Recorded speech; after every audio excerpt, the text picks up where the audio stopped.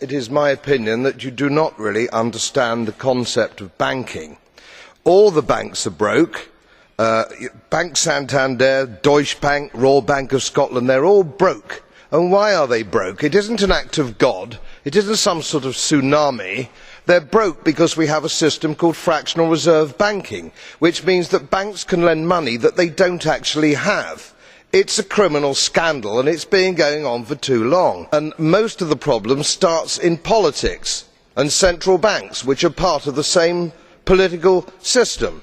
We have counterfeiting, sometimes called quantitative easing, but counterfeiting by any other name. The artificial printing of money, which if any ordinary person did, they'd go to prison for a very long time. And yet governments and central banks do it all the time. Central banks repress the amount of interest that rates are, so we don't have the real cost of money. And yet we blame the real retail banks for manipulating LIBOR. The sheer effrontery of this is quite astonishing. It's central banks that manipulate interest rates, Commissioner. And plus, underneath all this, we talk loosely, in a rather cavalier fashion, do we not, about deposit guarantees.